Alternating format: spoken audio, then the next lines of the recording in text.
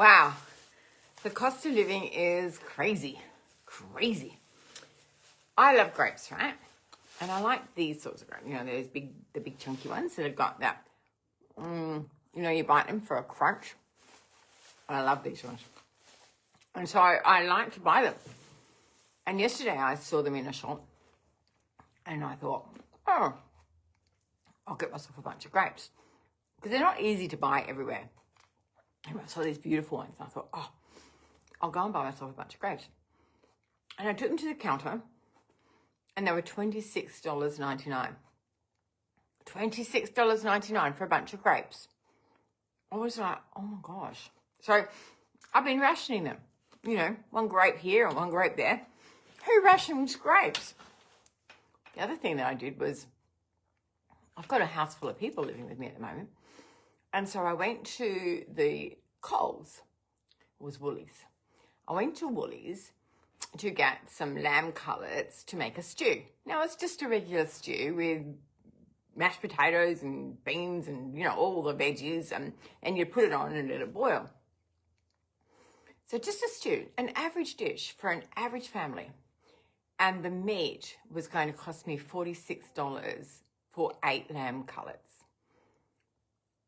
That's crazy. And as I was walking around, I was looking at all the prices and I noticed that pasta was lacking on the shelves. And I noticed that, the food was expensive. I was thinking, I'm going to turn them all into vegetarians because at least the veggies are still cheap.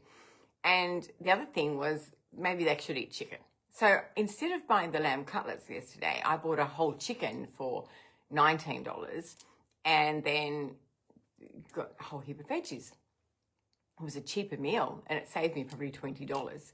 But, how is an average family surviving? I don't know. I really don't know how they're surviving, and I really don't know what they're doing to survive. There's got to be lots of pasta and there's got to be lots of, quick foods that's not good for you and foods that we eat to bulk fill. And when I've got a whole heap of people in my house at the moment, that's what I'm looking for. I've got rice and pasta and we've had carbonara and we've had spaghetti bolognese and we've had all these filling foods that will fill them up and not necessarily look after their health. They're just carb loaded or they're full of sugar, and so it's not necessarily the best thing for them to eat. But I can afford to do that. That's what I can afford at the moment. That's what I can afford, how I can afford to feed them all. And I know that there are many families out there exactly the same as me. Exactly. And probably you've got, 3 or 4 screaming kids underneath you and, you've got to fill them up. And when times are tough, you've got to feed them whatever you can feed them to suit the budget. I know. I raised 6 kids. I know. It was tough.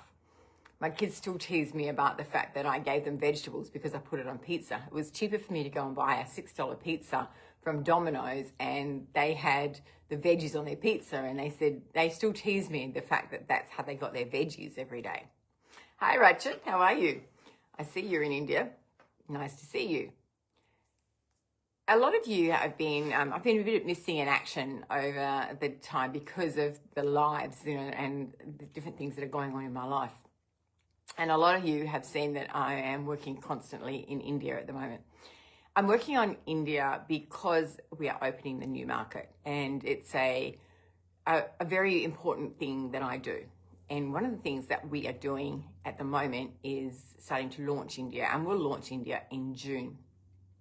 And I know some of you are sick and tired of hearing me talk about India, and I get it, but that's just the focus of my work at the moment. And so some of you are thinking, oh, she's not working in Australia, and she's not working in New Zealand, and she's not working, in Canada, and she's not working in all these other places. She's got a global business. Why isn't she working in all these places? Well, I am. It's just that you don't see it. And I'm still working in all the places around, and I'm still connecting to all my people. In fact, my day starts at 2:30 in the morning because that's when I know that New Zealand is up and starting to run. And there's a lady on here now, Storm Ricky Coates, and Storm's in New Zealand, and I know that I've been communicating with Storm early in my morning, but, morning for her. So, my day is all over the shop. I can't balance it really well at the moment because of the demand that India is taking. And whilst I'm in that progressive stage of just opening a country, it's taking all of my energy, and people need to see that I'm serious. People need to see that I'm serious about opening this country and that I'm going to be a leader that people can rely on. Many people go into different countries and they open the country with a big bazaar and they big bang, and then they go missing. Or they go over there and they recruit all these people and then they go missing. And the people in the countries are left floundering. And I don't want to be that leader. I want to be the leader that people see me and they know that they can trust me and that they know that I'll be there for them.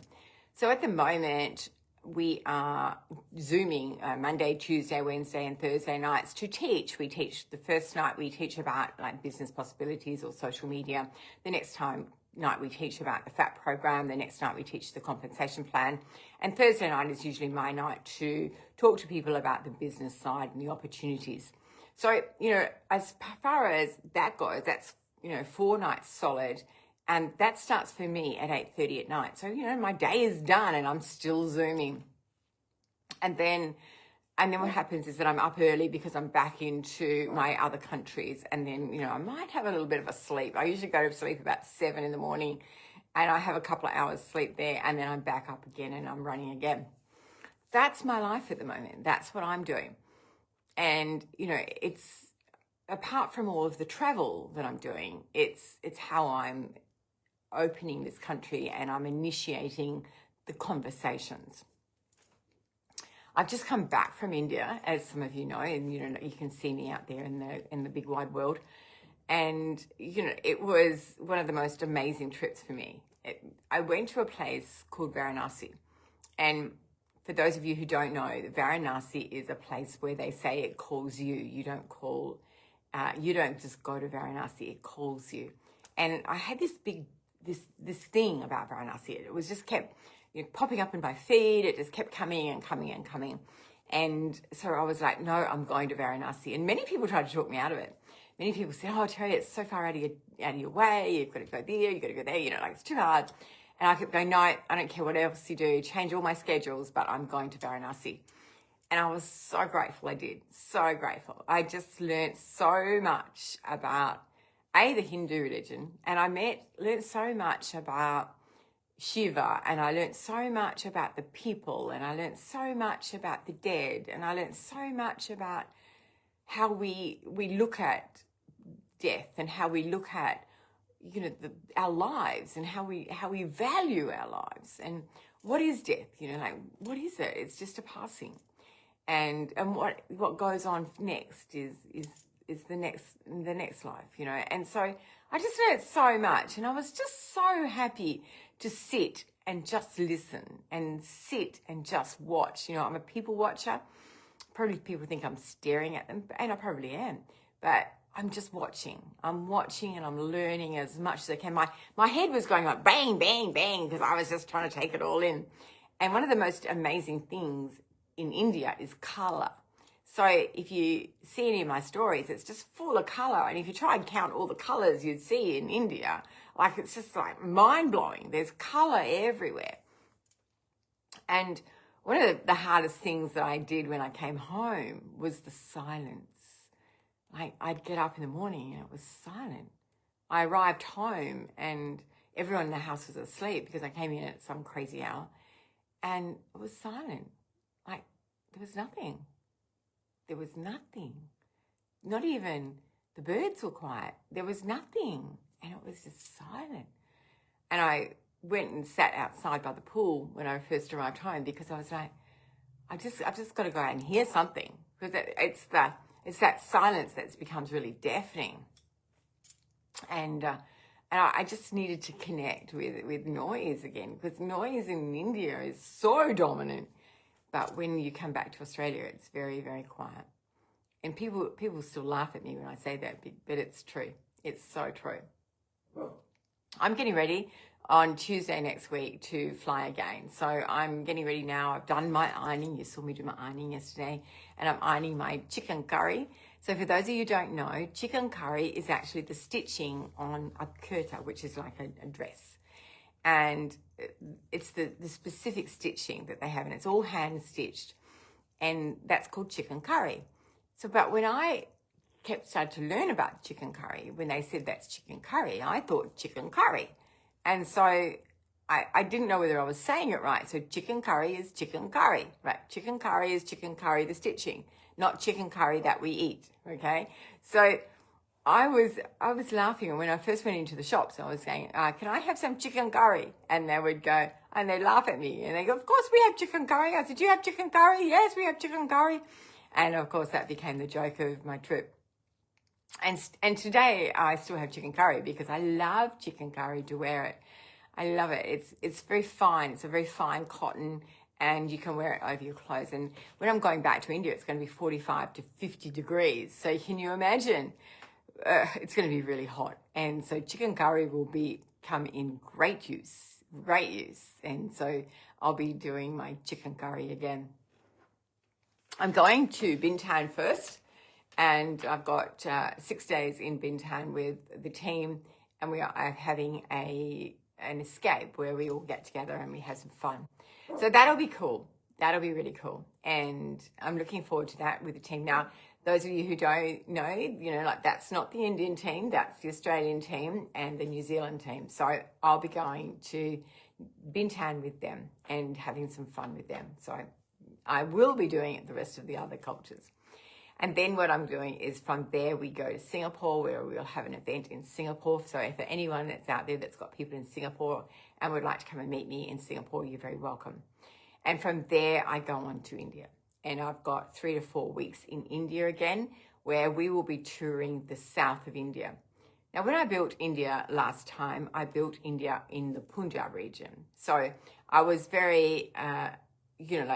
my business was concentrated there. There was a little bit of stuff coming through Gujarat, and there was stuff coming through Assam, but basically it was the Punjab area. And this time I'm concentrating a lot on the south of India. South of India is where the business models are. It's where people talk about money. It's the IT capitals of the world. It's a very different space than what Punjab is. And it's so crazily congested and so busy and so different that it's like night and day. Now, if you think about India, there are 5 different regions in India, and each different region has a different value. And so you can meet different people from different areas. So you can go to like the Himalayas, where, you've got the Alps and the snow, and you go up to Assam, where you've got the tea, and you go to Punjab, where you've got a lot of farmers and you've got Golden Temple. You go to Delhi and Gujarat, and then you go to South India, and it's very, as I said, it's all very, very different. But there's lots of different regions, and every different region has a different dialect, has a different culture, and has a different way of living. So, you have to get around it all to really understand it all. I'm very grateful that I've been able to see a lot of India, more probably than most people in India have seen. So I'm getting to understand it a little bit more, and every time I go, I try to learn a little bit more so that I can gather my knowledge and be, I just want to say, that I want to be able to show people India through my eyes. And it's not always about the rich, it's not always about the poor, but it's always about the emotion that I feel. And some people say, oh, you photographed the cows. Well, I photographed the cows because, I'm a farmer. My background is farming. So when I see a cow, it's like home for me. But people see it as it's the Hindu religion, and a cow was sacred in India. So it's just different. It's just different. And as much as I'm trying to teach Australia about India, I'm trying to teach Indians about Australia and about what I see is really valuable, and what they see is valuable are 2 different things. And sometimes there's a bit of a conflict there. They go, oh, why do you show India that way? Well, for me, that's the people. And, if you hear any of my marketing, it's always about the people. It's the people, it's the people, it's the people. I'm always interested in the people. I don't care whether they're rich or poor or famous or not famous. I don't care. If you come with a good heart, then that's good enough for me. And I'm more than happy to take time and sit and talk and learn and listen and, like share, like I've got something to share and they all have something to share. I haven't worked out yet how to build India with the really poor. I haven't worked that bit out yet. And I've worked that out in Australia. I've worked that out in, like in different countries, but I haven't been able to work it out in India. And even in Australia, sometimes it doesn't work as well as I'd like it to work. But what I do give is an opportunity. And so I'm trying to give that opportunity to everyone in the world. That's my legacy. My legacy is really something that I will leave behind, because I'll leave fat for the rest of the world. And every one of you that has been in touch with fat or been a part of fat or, been involved with fat over the years, you'll know that fat was never about me. It was always about what you can do for someone else's life. And I think if we all come into this world with that approach, like what can I do for someone else, rather than, it's always about me. And it's never about me. It's always about what you can do. Whose life can you change today? Whose life? So I figured that I'm doing my bit in the world. I'm doing my bit in the world. Someone said to me today, "Hey, I hope it all works out for you." And I said, "You cannot do so much work and it fail. You just can't. You just can't. If you're going to put something in energy and 100% of energy, you're going to get 100% of energy back at some point. It might not happen today. It might not happen tomorrow, but it will come. It will come. So for those of you who are sitting out there and thinking, oh gosh, Terry McClure's this or Terry McClure's that, or Terry McClure doesn't know what she's doing, or whatever you're thinking, I really don't care. What I know is true. And what I know is that I'm on this path. I'm doing this path. And I know that I really hope that my team is proud of me, because one of the things that I'm doing is setting it up for them. And I'm setting it up for them to run and for them to have a platform and for them to grow.